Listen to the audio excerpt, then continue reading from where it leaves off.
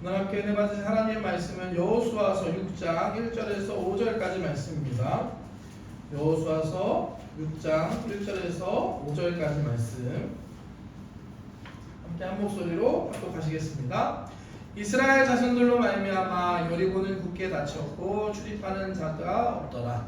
야훼께서 여호수아에게 이르시되 보라, 내가 여리고와 그 왕과 용사들을 내 손에 넘겨주었으니 너희 모든 군사는 그 성 주위를 매일 한 번씩 돌되 엿새 동안을 그리하라. 제사장 7은 7 양각 나팔을 잡고 언약궤 앞에서 나아갈 것이요, 7째 날에는 그 성을 7번 돌며 그 제사장들은 나팔을 불 것이며 제사장들이 양각 나팔을 길게 불어 그 나팔 소리가 너희에게 들릴 때에는 백성은 다 크게 소리로 외쳐 부를 것이라. 그리하면 그 성벽이 무너져 내리리니 백성은 각기 앞으로 올라갈지니라 하시니.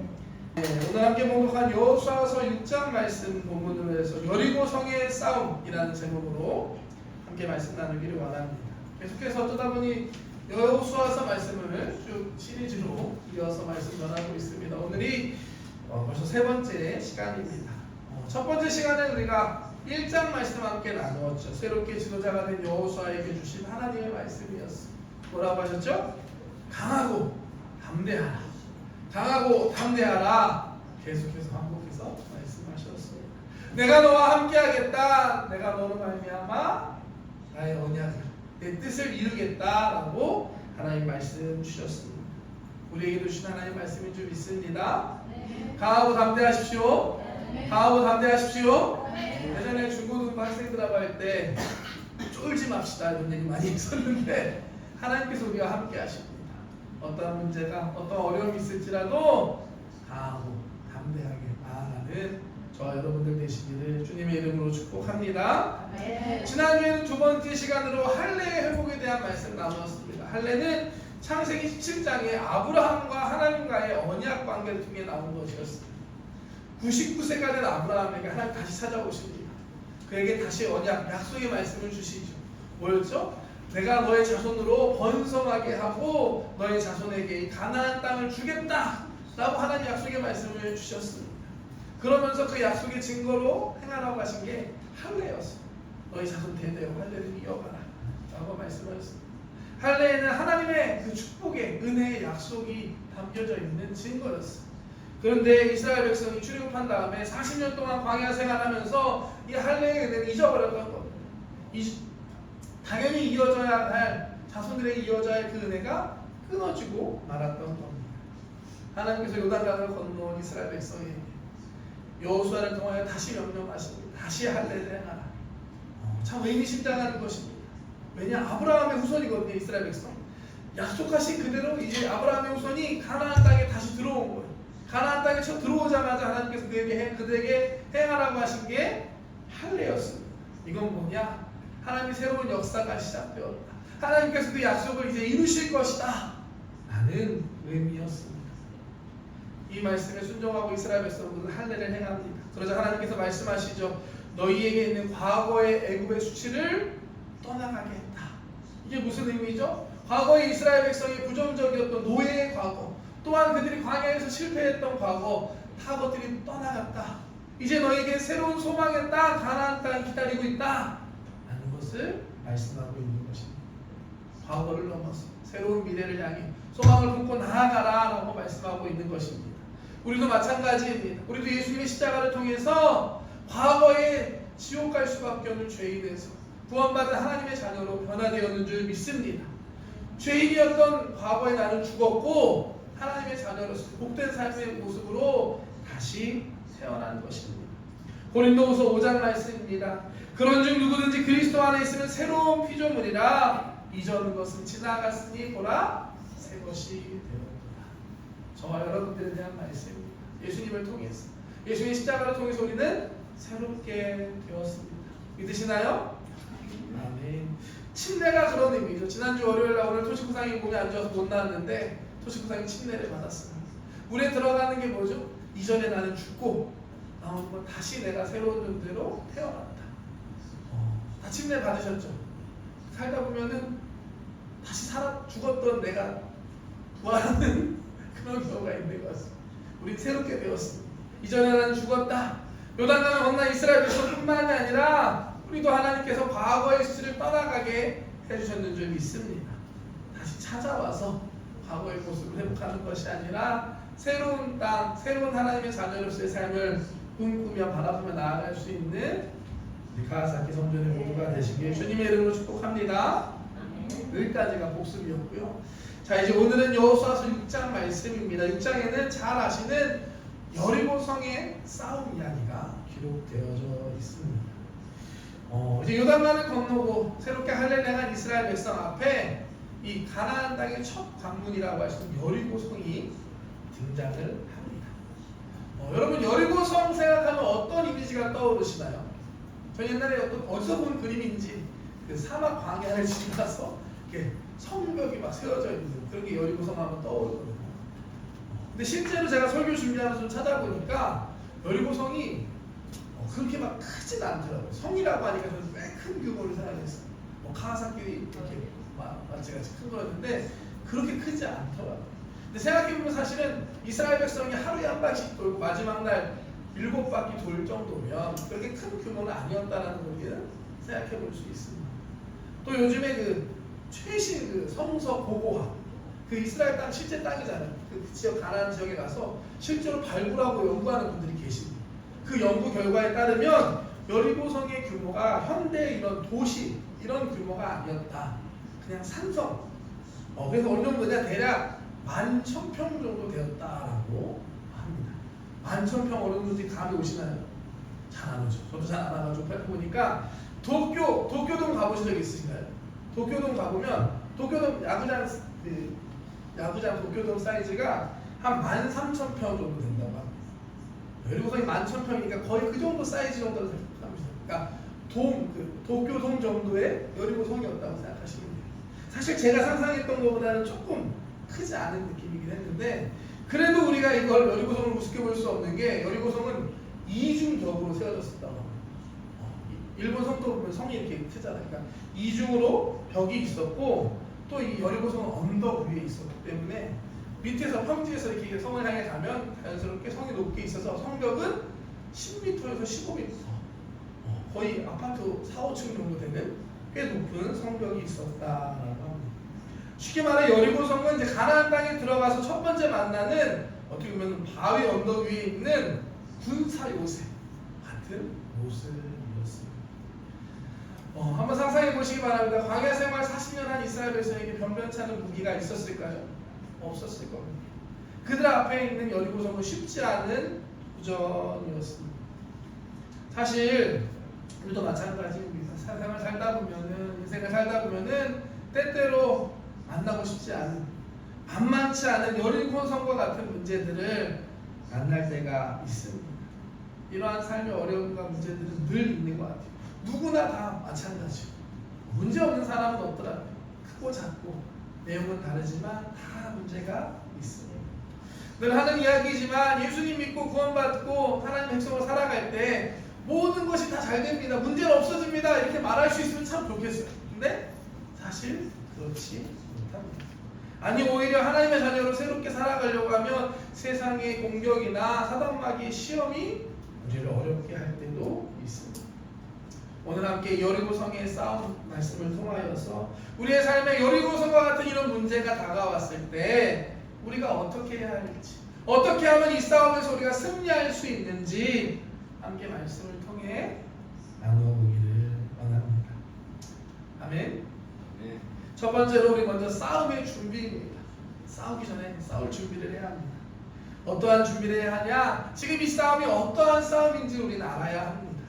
그걸 알고 싸우는 거나 모르고 싸우는 거라는 결과가 달라질 수밖에 없습니다. 여리고성과 같은 문제, 우리 삶의 문제가 눈앞에 닥쳐왔을 때 그것만 바라보고 그 안에 싸우다 보면 힘들고 지칠 수밖에 없어요. 근데 우리는 알아야 할 것이 하나 있습니다. 눈앞에 보이는 게 전부가 아니라는 사실입니다. 우리의 싸움은 혈과 육에 대한 것이 아니다. 영적인 것이다. 라고 성경은 우리에게 말씀합니다. 이 사실을 알 때 우리는 싸움을 대하는 방식, 싸우는 방법 자체가 달라질 수 있습니다. 에베소서 말씀에 이와 같은 걸 잘 설명해줘. 에베소서 6장 10절부터 말씀입니다. 끝으로 너희가 주 안에서와 그의 힘의 능력으로 강건하여지고 마귀의 간계를 능히 대적하기 위하여 하나님의 전신갑주를 입으라. 우리의 씨름은 혈과 육을 상대하는 것이 아니요 통치자들과 권세들과 이 어둠의 세상 주관자들과 하늘에 있는 악의 영들을 상대함이라. 그러므로 하나님의 전신갑주를 취하라. 이는 악한 날에 너희가 능히 대적하고 모든 일을 행한 후에 서기 위함이라. 우리의 싸움은 혈과 육에 대한 인간적인 게 아니다. 영적인 싸움이다. 우리 영적인 전쟁 가운데 있다 라고 말씀합니다. 지금 눈앞에 있는 여리고 성이 다가 아니라는 것, 보이지 않는 악한 영들과의 싸움을 우리는 하고 있습니다. 그러므로 이 싸움을 이기기 위해 어떻게 해야 할까요?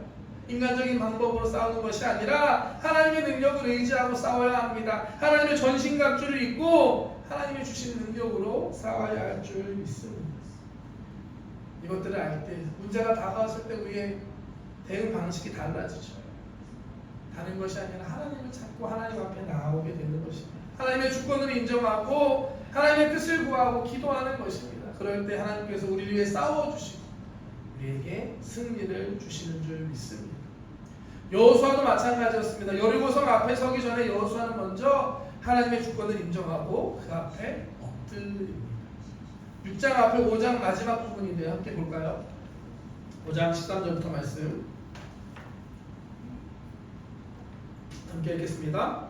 여호수아가 여리고에 가까이 이르렀을 때 눈을 들어본즉 한 사람이 칼을 빼어 손에 들고 마주 서 있는지라. 여호수아가 나아가서 그에게 묻되 너는 우리를 위하느냐 우리의 적들을 위하느냐 하니 그가 이르되 아니라 나는 야훼의 군대 대장으로 지금 왔느니라 하는지라. 여호수아가 얼굴을 땅에 대고 엎드려 절하고 그에게 이르되 내 주여 종에게 무슨 말씀을 하려 하시나이까. 야훼의 군대 대장이 여호수아에게 이르되 내 발에서 신을 벗으라. 내가 선 곳은 거룩하니라 하니 여호수아가 그대로 행하니라.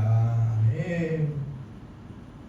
여리고성에 싸움이 있기 전에 여리고성에 가까이 갈 때 이미 여호수아는 하나님 앞에 엎드리고 온전히 순종했음을 알 수 있습니다. 하나님 보내신 군대 장관을 만나게 됐어요. 너는 누구냐? 우리 편이냐 적군이냐? 나는 하나님 보낸 군대 장관이다. 그러자 어떻게 하죠? 그 앞에 엎드립니다. 그리고 신발을 벗었습니다. 신발을 벗는다고 하면 한국 사람 입장에서는 이제 집에 들어가서 좀 쉬는 느낌이 좀 들거든요. 전 개인적으로. 근데 사실 그 당시 성경에 나오는 고대 근동의 그 문화에서는 신발을 벗는다는 건 의미가 있었습니다. 뭐냐? 자신의 권리를 포기하고 상대방의 절대적인 존경과 복종을 표하는 그런 의미가 있는 게 신발을 벗는 행동이었습니다. 여호수아는 싸우기 전에 하나님 앞에 신발을 벗고 엎드렸던 것입니다. 싸우기 전에 이미 싸움은 시작됐습니다. 우리가 하나님 앞에 엎드리는 것부터 시작되는 것입니다. 하나님의 주권을 인정하고 그 앞에 온전히 순종하며 나아갈 때 우리가 싸울 준비가 된 것입니다. 우리가 알아야 할 것은 이 싸움은 우리에게 속한 것이 아니라 하나님께 속해 있다는 사실입니다. 우리의 인간적인 노력과 능력으로 싸우는 것이 아니라 하나님의 능력으로 싸워야 할 줄 믿습니다. 그러므로 우리는 하나님의 주권을 인정하고 순종하고 엎드려 나아가야 할 줄 믿습니다. 그럴 때 하나님께서 하나님의 방법으로 싸우시고 이기게 하실 줄 믿습니다. 두 번째 싸움의 방법입니다. 하나님 앞에 엎드려 순종하는 여호수아에게 이제 하나님께서 싸움의 방법을 가르쳐 주십니다. 오늘 본문 말씀인데요. 6장 2절부터 말씀 한번 볼까요? 야훼께서 여호수아에게 이르시되 보라 내가 여리고와 그 왕과 용사들을 내 손에 넘겨주었더니 너희 모든 군사는 성을 둘러 성 주위를 매일 한 번씩 돌되 엿새 동안을 그리하라. 제사장 7은 양각나팔을 잡고 언약궤 앞에서 나아갈 것이요 일곱째 날에는 그 성을 7번 돌며 그 제사장들은 나팔을 불 것이며 제사장들이 양각나팔을 길게 불어 그 나팔 소리가 너희에게 들릴 때에는 백성은 다 큰 소리로 외쳐 부를 것이라. 그리하면 그 성벽이 무너져 내리니 백성은 각기 앞으로 올라갈지니라 하시매. 죄송합니다. 하나님께서 여호수아에게 이제 싸울 방법을 가르쳐 주십니다. 잘 아시는 이야기죠. 여리고성의 싸움 이야기. 하나님 가르쳐 주신 방법이 참 신기하고 독특합니다. 뭐냐? 그냥 걷기만 하면 되는 거야. 뺑뺑이 돌기만 하면. 우리가 사실 이전에 여리고 이야기 많이 들어봤으니까 뭐 그러려니 하지만 사실 이건 아주 독특하고 좀 어이없는 방법입니다. 하나님 말씀하시죠. 일주일 동안 하루에 한 바퀴씩 성을 돌아라. 첫째 날부터 여섯째 날까지 하루에 한 번씩 돌고 마지막 날 일곱 번째 날은 모두 몇 바퀴? 7바퀴. 그래서 전체 13바퀴 돌면 돌라고 하신 게 하나의 방법이었어요. 다 돈 다음에 제사장들이 나팔을 불고 백성들이 소리 높여 외칠 때 성이 무너질 것이다. 성이 무너지면 너희가 올라가서 그 성을 점령하라. 이게 하나님께서 가르쳐 주신 여리고 성을 정복하는 방법이었어요. 아마 인류 역사상 이렇게 성을 정복한 사람들은 여리고 성밖에 없을 겁니다. 전혀 일반적인 방법이 아니었어. 하지만 하나님의 방법이었습니다. 하나님께서 때때로 우리가 다 이해하지 못하는 방법으로 우리를 이끌어 가실 때가 있습니다. 이때 우리에게 필요한 것이 있죠. 뭘까요? 절대 믿음과 순종입니다.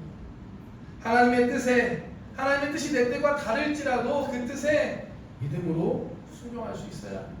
이해하기 힘들지라도 하나님을 믿기 때문에 순종할 수 있는 저와 여러분들 되시기를 축복합니다. 이사야서 55장 말씀입니다. 이는 내 생각이 너희의 생각과 다르며 내 길은 너희의 길과 다름이라. 야훼의 말씀이니라. 이는 하늘이 땅보다 높은 같이 내 길은 너희의 길보다 높으며 내 생각은 너희의 생각보다 높음이니라. 아멘. 하나님께서 말씀하십니다. 내 길은 너희의 길과 다르다. 하늘이 땅보다 높은 것처럼 내 생각은 너희의 생각보다 높다라고 말씀하십니다. 믿으십니까? 네. 우리가 이것을 믿을 때 우리의 삶에 하나님 뭔가 새로운 일을 행하실 때 아멘 하고 믿음으로 순종하며 나아갈 수 있는 줄 믿습니다. 더 나아가서 기대할 수 있는 것 같아요. 정말 이 하나님을 믿고 살다 보면 하나님 뭔가 또 새로운 일 행하시네. 이번에는 무슨 일을 하실까? 기대할 수 있는 저와 여러분들 되시기를 축복합니다. 고린도전서 2장 9절 말씀 함께 볼까요? 기록된 바 하나님이 자기를 사랑하는 자들을 위하여 예비하신 모든 것은 눈으로 보지 못하고 귀로 듣지 못하고 사람의 마음으로 생각하지도 못했다함과 같습니다. 아멘. 제가 좋아하는 말씀입니다. 하나님 사랑하는 저와 여러분들을 위해 예비하시고 준비하신 게 본 적도 없고 들은 적도 없고 사람이 생각해 본 적도 없을 정도로 놀라운 일이라는 사실을 믿고 기대하는 저와 여러분들 되시기를 축복합니다. 하나님의 때에 하나님의 방법으로 놀라운 일을 행하실 줄 믿습니다. 이 믿음이 오늘 예배하는 저와 여러분들에게 있으시기를 축복합니다. 뭐 고백할까요? 하나님이 하실 일을 기대합시다. 아멘. 기대합니다. 하나님은 좋으신 분이시죠. 믿으십니까? 감사하면 요요 갖다 냈어요. 또 무엇보다 우리를 가장 잘 아시는 분이십니다. 오늘 말씀 여리고성을 돌라고 하신 하나님 말씀 안에는 또 놀라운 숨겨진 은혜가 한 가지 더 있습니다. 무엇이냐면 이스라엘 백성은 지금 40년 동안 광야를 걸어서 이동해온 사람들이었어요. 아마도 이스라엘 백성에게 가장 익숙한 거, 가장 잘 할 수 있는 게 무엇이었을까요? 걷는 거였고 행진하는 거였을 겁니다. 40년 동안 광야에서 40년 동안 계속 줄 맞춰서 행진해 오던 사람들이었어. 하나님께서 지금 여리고성 앞에 있는 이스라엘 백성에게 말씀합니다. 다른 거 하라는 게 아니라 성을 돌라. 그동안 너희가 해왔던 거 잘하는 것 매일매일 하라고 말씀하십니다. 여기 하나님의 은혜가 있다고 저는 믿습니다. 사실 하나님께서 여호수아랑 이스라엘 백성에게 성을 도는 것 말고 다른 걸 요구하셨다면 어땠을까요? 도저히 그들이 할 수 없는 걸 준비하라고 하셨으면 어땠을까요? 여리고성이 문제가 아니라 그게 더 큰 문제였을 겁니다. 애굽의 군대처럼 너희가 싸워야 하니까 자 이제 마차를 준비해라. 하나님 말씀하셨다면 어디서 말을 구하고 어디서 마차를 구하겠습니까? 성을 정복해야 되니까 공성장비를 만들어라 하나님 말씀하셨으면 그게 더 큰 부담과 어려움이 되었을 것입니다. 하지만 하나님 그렇게 안 하셨어요. 이미 다 알고 계셨습니다. 이스라엘 백성의 능력과 한계를 다 알고 계셨고 그들이 잘하는 것, 그들이 지금까지 해왔던 것들을 이미 다 하나님은 알고 계셨습니다. 하나님께서는 이스라엘 백성이 가장 잘할 수 있는 방법으로 싸우게 해주신 것입니다. 사무엘상 17장에 보면 소년 다윗이 골리앗과 싸우는 장면에서도 이와 같은 모습이 나옵니다. 다윗이 골리앗 앞에 나아갈 때 가지고 나아갔던 것은 사울왕의 큰 갑옷과 칼이 아니었습니다. 그동안 자기가 양을 칠 때 사용했던 막대기와 물맷돌, 어떻게 보면 작은 것이었지만 그걸 가지고 나아갔을 때 하나님께서는 이 다윗의 물맷돌을 사용하여서 거인 골리앗을 무너뜨리셨습니다. 함께 말씀 볼까요? 사무엘상 17장 38절부터 말씀입니다.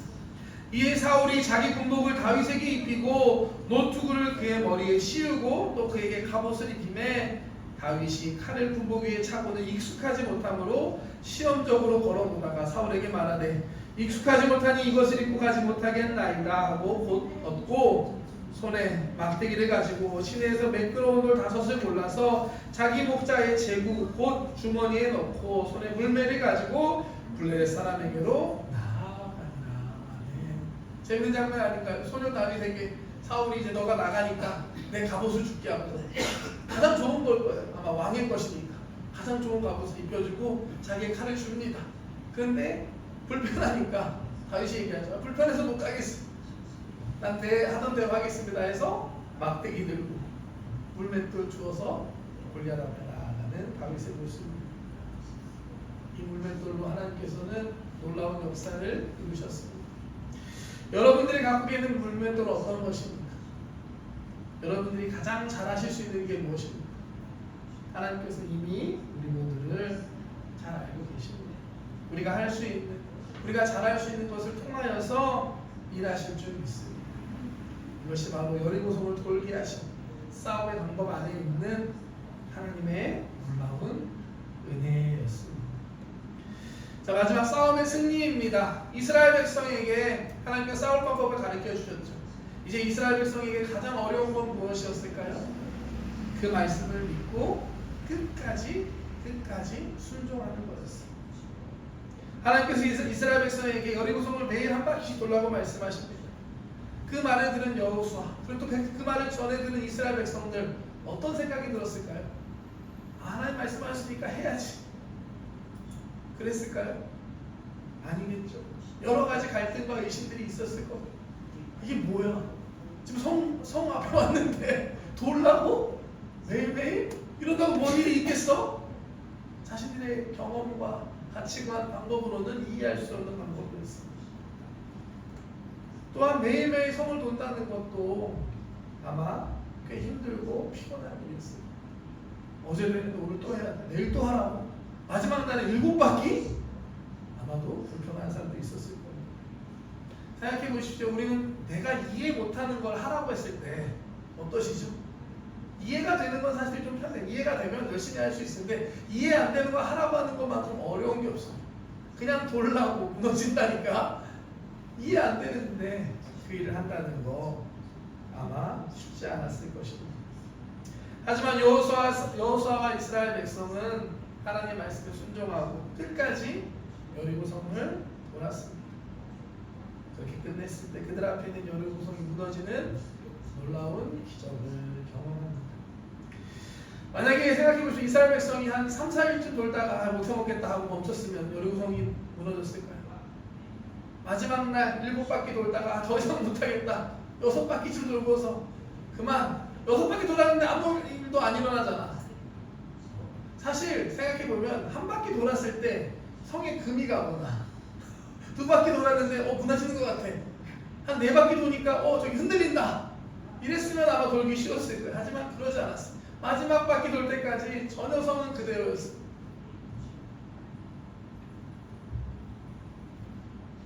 마지막까지 끝까지 성을 돌았을 때 하나님의 때가 되었을 때 놀라운 하나님의 역사가 일어났습니다. 끝까지 포기하지 않는 저와 여러분들 되시기를 주님의 이름으로 축복합니다. 싸움의 승리는 거기에 있습니다. 순종했다면 믿었다면 끝까지 그 믿음을 지키고 승리할 수 있는 저와 여러분들 되시기를 주님의 이름으로 축복합니다. 갈라디아서 6장 9절 말씀입니다. 우리가 선을 행하되 낙심하지 말지니 포기하지 아니하면 때가 이름에 거두리라. 한 번 더 읽을까요? 우리가 선을 행하되 낙심하지 말지니 포기하지 아니하면 때가 이름에 거두리라. 아멘. 선을 행할 때 낙심하지 마십시오. 포기하지 않으면 때가 되면 거두게 하실 줄 믿습니다. 때가 이르렀을 때 하나님의 놀라운 응답과 풍성한 열매를 거두실 저와 여러분들 되시길 주님의 이름으로 축복합니다. 사실 우리가 선한 일, 하나님의 일을 하다 보면 낙심되는 순간이 있습니다. 왜 없겠습니까? 낙심하면 안 되고 또 포기하면 안 된다는 것도 알아요. 하지만 낙심되고 포기하고 싶어질 때가 있습니다. 저도 마찬가지입니다. 저도 마찬가지입니다. 그때 우리는 하나님을 바라보아야만 합니다. 하나님의 은혜가 우리에게 필요합니다. 사실 저도 지난주에 조금 이런 은혜가 있었습니다. 짧은 간증을 나누면 모르겠어요. 요즘에 여러 가지 좀 개인적인 일도 있었고 또 사역 가운데 일도 있고 하면서 좀 마음이 좀 지치는 일이 있었어요. 저 가사키 성전의 일은 아닌데 좀 그런 일도 좀 있었습니다. 그리고 한 2달 정도 제가 열심히 버스킹 했잖아요. 근데 눈에 보이는 열매가 아직 없거든요. 그런 것도 사실 저기에 약간 어려움이 생기면서 뭔가 제 마음이 좀 힘들었던, 지쳤던 것 같아요. 여러 가지 그런 마음이 좀 있었는데 지난주 수요일이었어요. 지난주 수요일날 오랜만에 여의도 순복음교회 찬양, 저희 예배보다 30분 빠르거든요. 그래서 예배를 준비하면서 여의도 순복음교회 찬양을 듣는데 찬양 첫 곡 딱 듣는 순간에 하나님이 제 마음을 회복시켜 주셨습니다. 찬양이 뭐였냐면 이 찬양이었어요. 아 하나님의 은혜. 아 하나님의 은혜로 있을 데 없는 자 왜 구속하여 주는지 난 알 수 없도다. 내가 믿고 또 의지하는 내 모든 영 하시는 주님 늘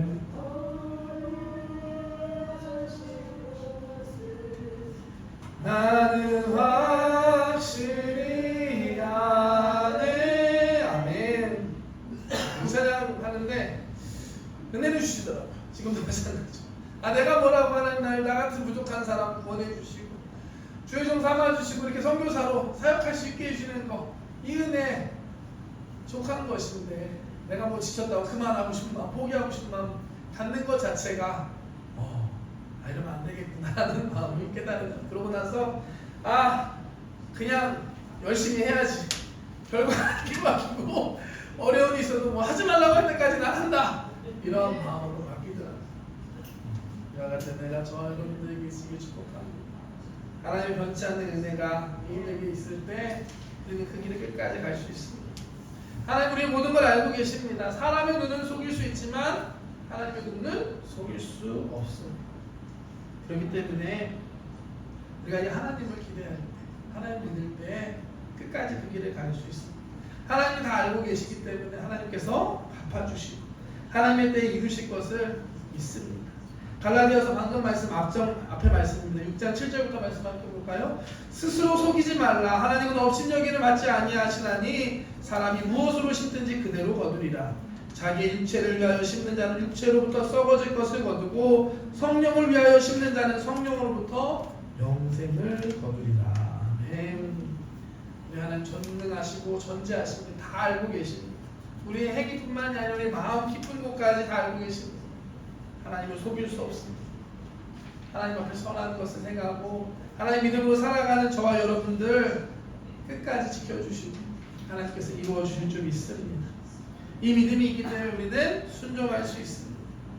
지금 선한 길, 믿음의 길을 가고 있다면 낙심하지 마시기를 주님의 이름으로 축복합니다. 하나님께서 이미 여러분들의 수고와 노력 알고 계시고 하나님의 때에 풍성한 열매로 거두게 하실 줄 믿습니다. 여리고성을 돌던 이스라엘 백성도 마찬가지였죠. 매일 성을 한 바퀴씩 돌고 마지막 7바퀴를 돌고 난 후에 나팔 부고 외쳤을 때 하나님 말씀하신 것처럼 성벽이 무너져 내렸습니다. 말씀으로 확인할까요? 6장 20절부터 말씀 보겠습니다.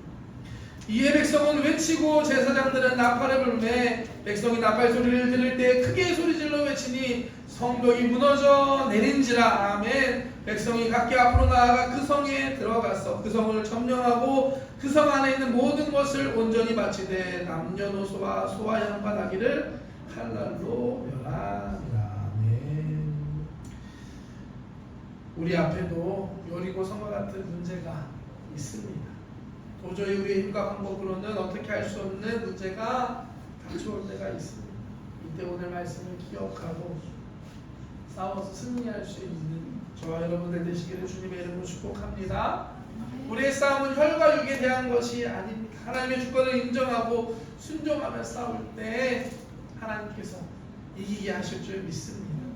우리가 해야 하는 건 하나님의 뜻을 구하고 하나님께 끝까지 믿음으로 순종하는 것입니다. 낙심되고 포기하는 순간이 올 때도 끝까지 믿음을 지키고 그 길을 걸어가야 하는 것인 줄 믿습니다. 그렇게 할 때 우리의 삶의 문제, 여리고 성이 무너져 내릴 줄 믿습니다. 하나님의 언약과 뜻이 저 여러분의 삶 가운데, 우리 가사키 성전 가운데 이루어질 줄 믿습니다.